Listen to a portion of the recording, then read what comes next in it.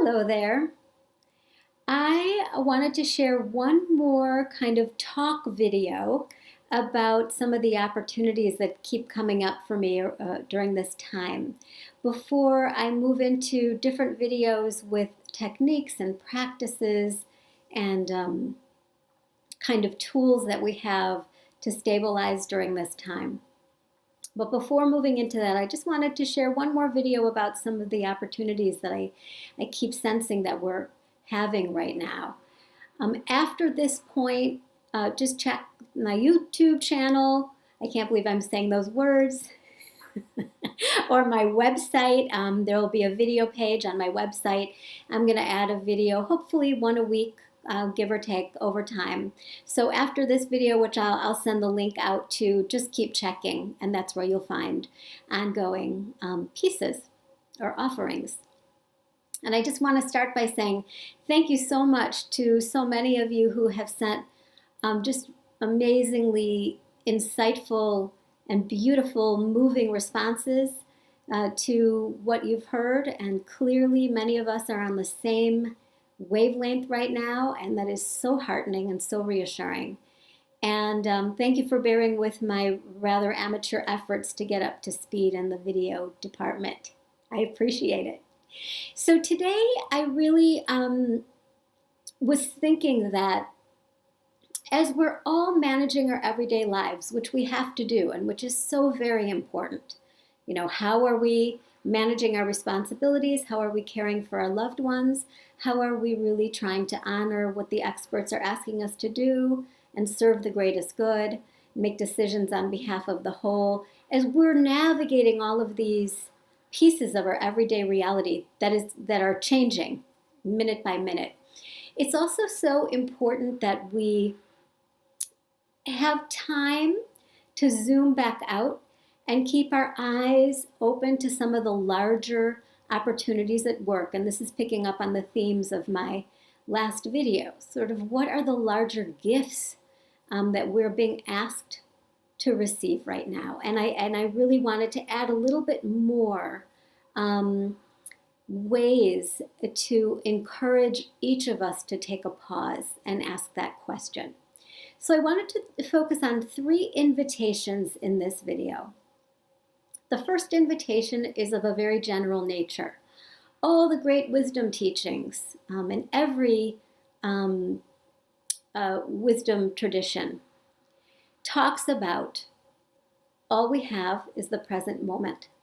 There's that saying, yesterday is history, tomorrow is a mystery, today is a gift. That's why we call it the present.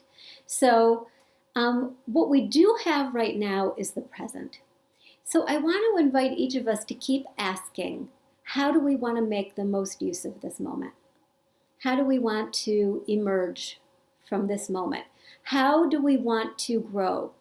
We will get through this moment, and it will become a part of our past. And will we be able to look back and say, I really used that time in a way that honored my spirit and that honored our collective?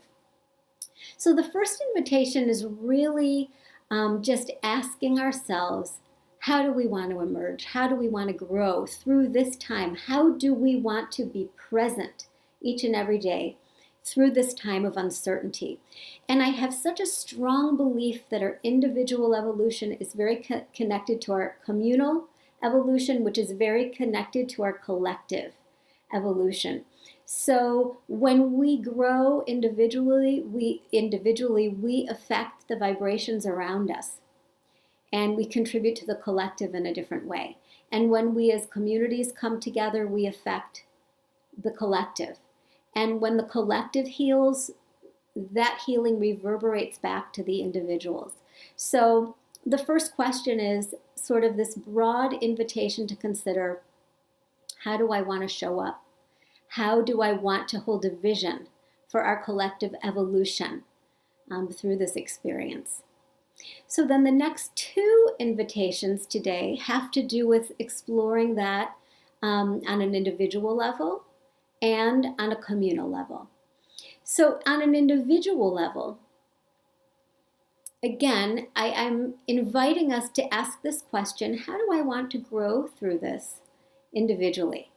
What I notice in myself and in my work and in many of the people around me is that when we are in heightened states of anxiety, when we have a lot of excessive energy and uncertainty, we tend to channel that into familiar ways of coping.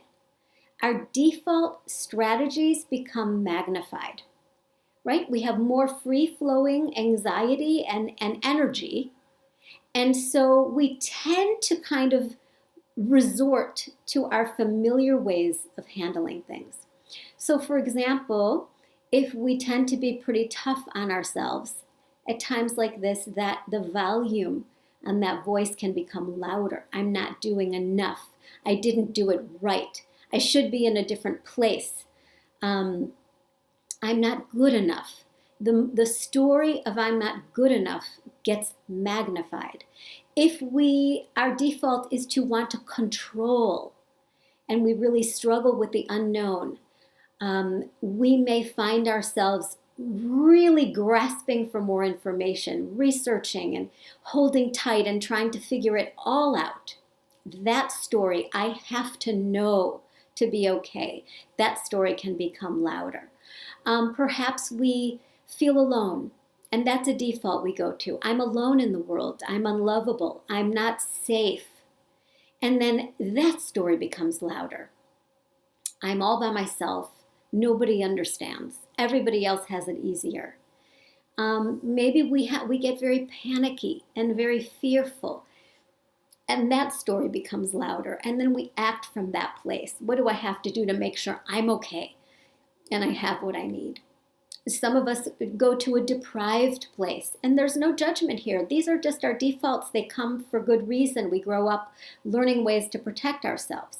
So these defaults we come by them honestly.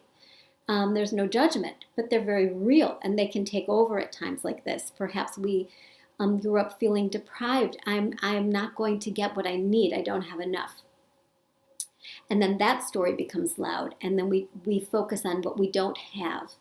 So my invitation to you during this time is to, with compassion and curiosity and humor, to just observe the defaults that arise during this time for you.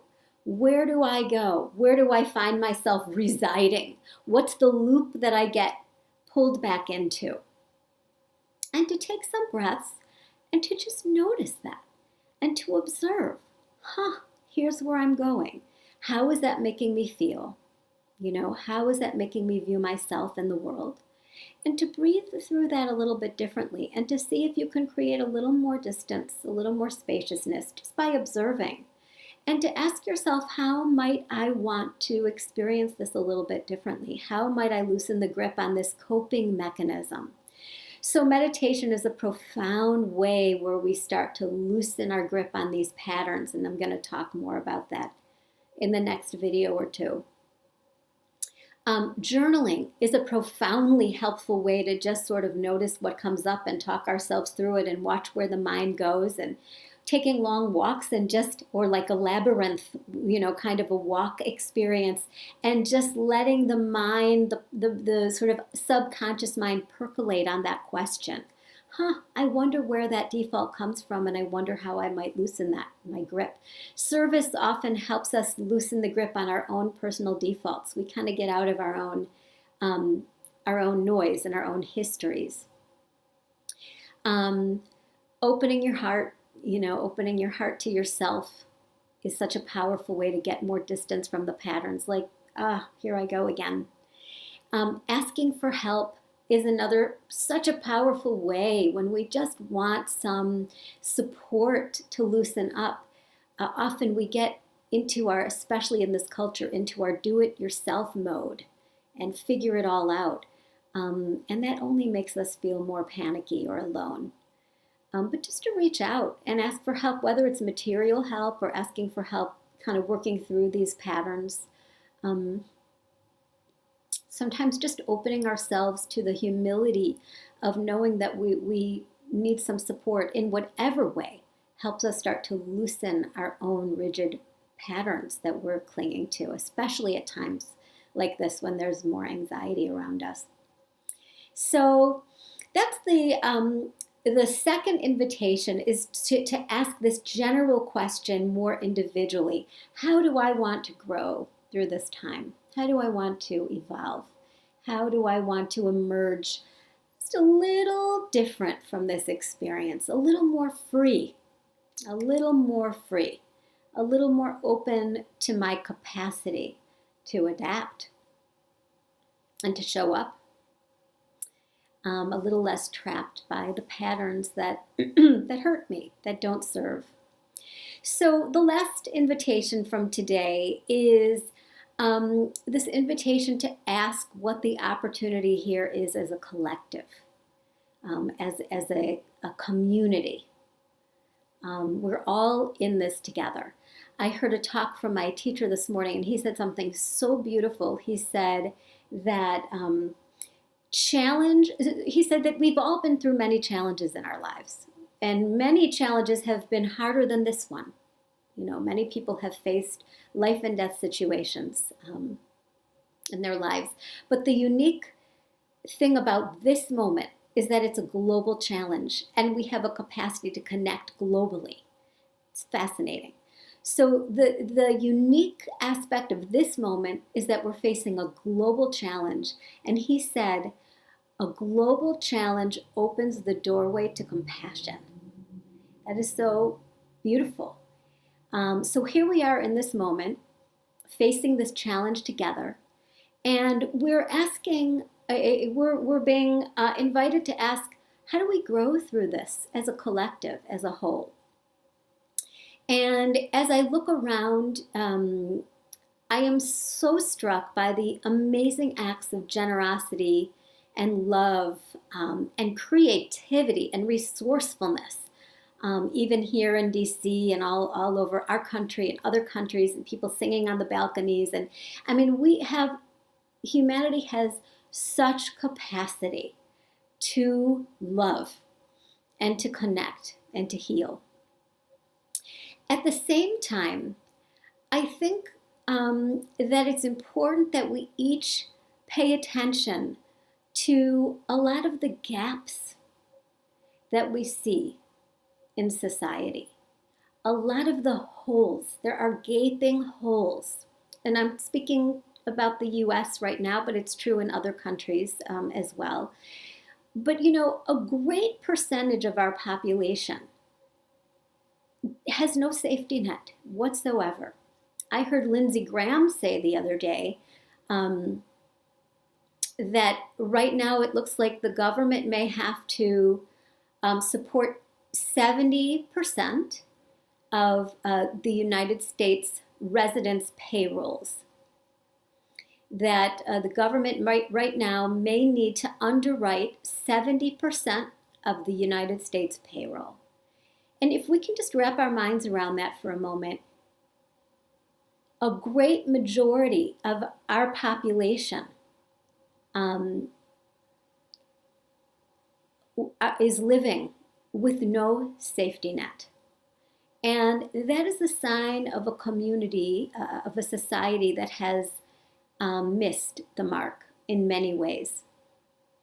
And I think it's really important right now to watch and to see the ways that we're scrambling, to see the ways that we don't have safety nets established in a country with tremendous resource, and to pay attention to that.